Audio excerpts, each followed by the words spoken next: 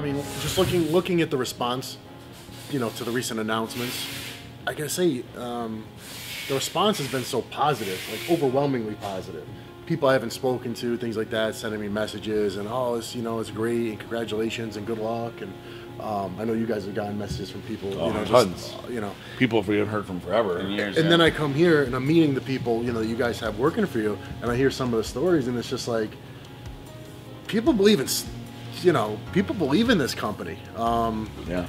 I think that's the only way that things happen. Trevor is our social media director. All right, good to meet you. He actually said, I'll do it for you since Trevor didn't want to say it. He said, there's been a lot of times in my life where I've had great ideas, and more often than not, I haven't followed through with them. He said, I knew that you guys, yeah, which is 99.9% of the people, which is even us. Yeah, of course, even us, yeah.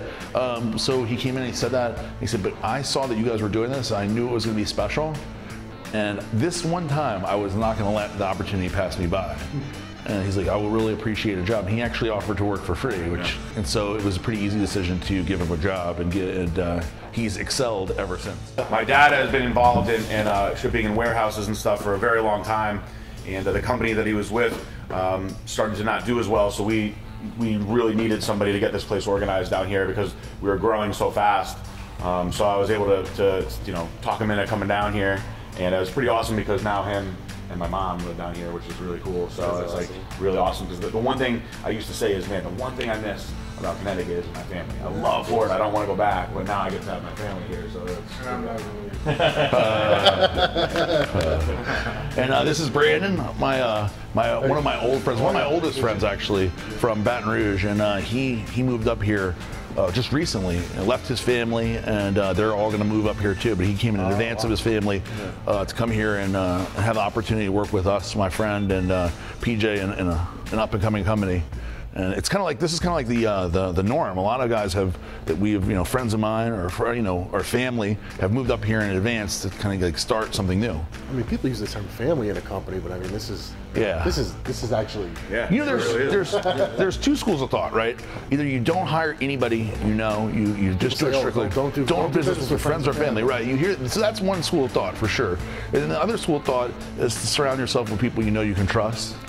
And then people that you already know and you believe in, like Brandon, and obviously like PJ's dad, like JR. You could trust them. So for me, we obviously went with that. I don't know. It compelled me feeling like, okay, I know these guys. They're not going to screw me. Yeah, exactly. Exactly. I always saw Aaron and PJ, you know, big, humongous bodybuilder guys, and you look up to these guys, and you're like, wow, like what making them so big? And then I saw them starting to wear these shirts, Prime Nutrition Blacks and Labs. And it got me really interested. So I looked them up, I saw the whole best or nothing thing, and it got me excited. So I approached them about an internship, and I was able to start here in the warehouse. And I've been working in the warehouse for the past about 5 months, and I've been learning a lot, and they've given me a lot of opportunity, and I'm really excited. This is the inner sanctum, the sanctum sanctorum. Is that for people who can send when they're in trouble? Yeah, actually, yes. Actually, unfortunately, we have a lot of those stuff. If someone's in trouble, where do you tell them to sit? I say have a seat right here. Come in, shut the door, and have a seat. And we've actually had a few times where the people sit down, and I swear I feel like we're the principal. Yeah. And they're like the kid. You're like that. All right, go out and send so-and-so in now. Yeah. People walk in a lot of times, and the first reaction we get is like, you guys sit like across from each other like this? Because there's all kinds of different ways to set up desks, but we chose to do it this way because PJ and I think it's safe to say we feed off each other, and so like a lot of creativity happens right here. That's PJ's side. My side's usually very messy. We cleaned up for you. Yeah, we really did. So if it looks a little messy now, trust me, this is nothing. So we'll go back and forth with ideas or names for products or whatever. And the fact that I can look right across and speak to him or not, it's like that. A lot of good stuff has happened because we're like that. Nobody's ever leapt across the desk and wanted to try to take. Actually, recently he got pretty upset with me. He stays very calm all the time. So it usually like makes me.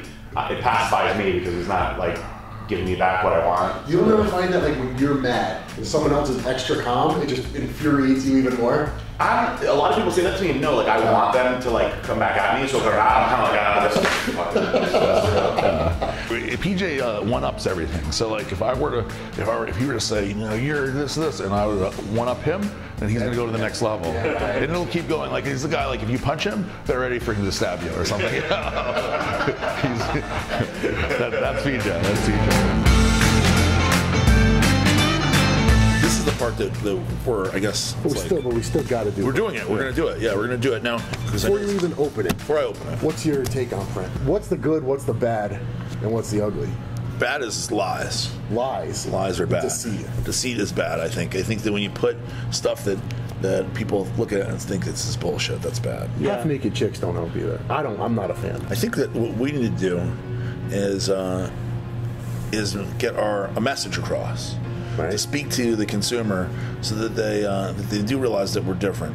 The message that we put forth that separates us from all these other countless ads in here. That's going to be your cross to bear, I think. Yeah. Okay, good. No, I'm glad because I definitely have some strong This is a opinions. guy that it's good. It's big to me. It's important. It's important because, you know, I don't know. I flip through magazines, dude. I see a chick with an open legs or something. And I'm like, oh, fuck that, and you know, F that company too. You know, like I don't like that. That's the cheap, easy way to get That to just look at. what that says to me is that says I have no good ideas and my product sucks. My only shot is this half-naked chick. Yeah. That's all it says to me.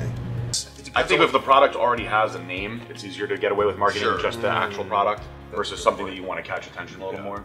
Any way we can get them educated on the product, especially the new products that are coming out, all the new ultra premium series and the green series stuff. Because I think that the education, right, is key, especially when you're putting out, like, if you put, like, you know, how Sims, right? Yeah, of course. Good quote was, an educated consumer is our best customer. Right. Because if you're putting out a good product, you want someone who's educated because they'll be able to identify the fact that it is actually a good product. Sure. If you're putting out crap, obviously you want an ignorant customer. Right. So our goal obviously seems like the more we can educate people, the better.